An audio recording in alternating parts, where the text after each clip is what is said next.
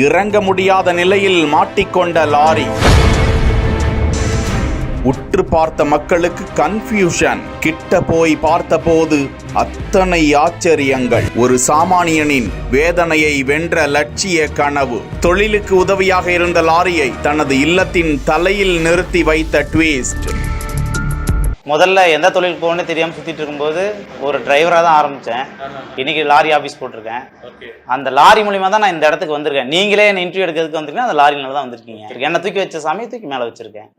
ஒரு கடவுளாவே பாவிக்கிறேன். ஆமாம், செய்யும் தொழிலே தெய்வங்கிற மாதிரி செயலில் காட்டணும்னு ஒரு ஆசை. சரி, நம்மளும் ஒரு வீடு காட்டினா நம்ம தொழிலை உயர்த்தி காட்டணும் அப்படிங்கிற ஒரு எண்ணத்தில் அந்த லாரி மேலே வச்சு. டிரைவர் ரெஸ்ட் ரூம், அதாவது நான் வந்து சென்னையில் வேலை பார்க்கும்போது தங்க இடம் கிடையாது, லாரியில தான் அந்த உள்ளே தான் படுத்துக்கணும், அங்கேயே தான் இருந்துக்கணும்.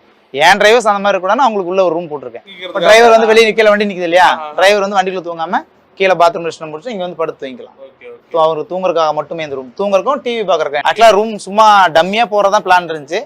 இன்ஜினியருடைய பிளான்ல என்னோட சிஸ்டர் தான் அவங்களுடைய பிளான் தான் உள்ள ரூமா போட்டுடலாம், ஏன் ஒரு ரூம் போட்டு வேஸ்ட் பண்ணணும். அடிப்படையில் ஒரு ஒர்க்கருக்கு கிடைக்க வேண்டிய அந்த நீட்ஸ் இருக்குல்ல, அதெல்லாம் உங்களுக்கு கிடைக்காம இருந்திருக்கும், சரியான முறையில் நடத்தாம இருந்திருப்பாங்க ஓனரு.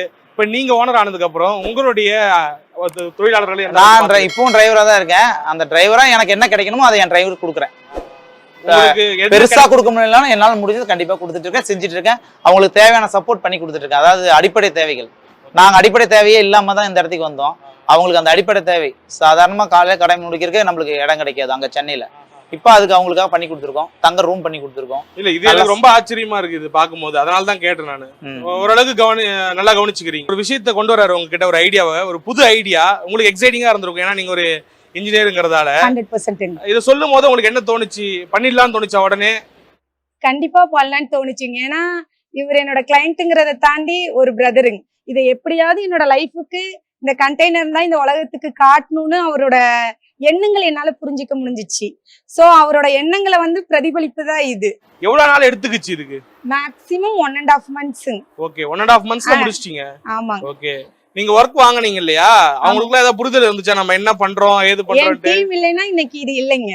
எங்க அண்ணாமலையார் ப்ரொமோட்டர்ஸோட டீம்ல உள்ள ஒவ்வொருத்தவங்களோட உழைப்பும் இதுல கண்டிப்பா இருக்குங்க. இது நீங்க நினைக்கிற மாதிரி ஜஸ்ட் கல்லு அப்படி இல்லைங்க, செங்கல் கிடையாது. இது எல்லாமே ஒவ்வொரு பில்லர் மாதிரி போட்டு ஜிப்சம் ஜல்லி போட்டு ஒவ்வொரு வடிவமைப்பு. இது போட்டா இங்க கிளாஸுக்கு இது வைக்கணும், இது கண்டெய்னர், அந்த லாரிக்கு இதை வைக்கணும், ஒவ்வொன்றுமே முதல் கொண்டு சிமெண்ட் தான், அதுவும் சிமெண்ட் தான்.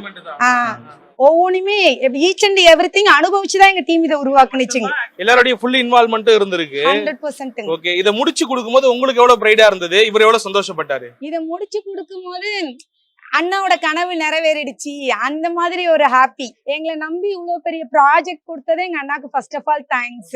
இப்ப நீங்க இதை பண்றீங்க அப்படின்னும் பொழுது எனக்கு என்ன டவுட்னாக்கா, எந்த பில்லர் சப்போர்ட் எதுவுமே இருக்காங்க, எதுவும் இல்லாத மாதிரி தெரியுது. அடியில பில்லர் சப்போர்ட் இருக்கு, 4 டயர்லாம் பில்லர். ஓகே, அதான் எனக்கு பில்லர் இங்க இருக்கு பாருங்க, உள்ள பில்லர் தெரியுது, சைடுல கீழ பாத்தீங்கன்னா உங்களுக்கு தெரியுது பாருங்க. ஓகே, பில்லரோட தான் கட்டி இருக்கீங்க. எனக்கு உங்களுக்கு பயமா இல்லையா, செங்கல்லாம் இல்லாம கட்ட போறோம், வெறும் சிப்ஸ் கலந்து கட்ட போறோம், ஜல்லி கலந்து கட்ட போறோம் அப்படின்னு சொல்லும் பொழுது நீங்க எதுவும் சந்தேகிச்சு கேட்கலையா, எப்படி கட்ட முடியும் ஏது கட்ட முடியும்ட்டு?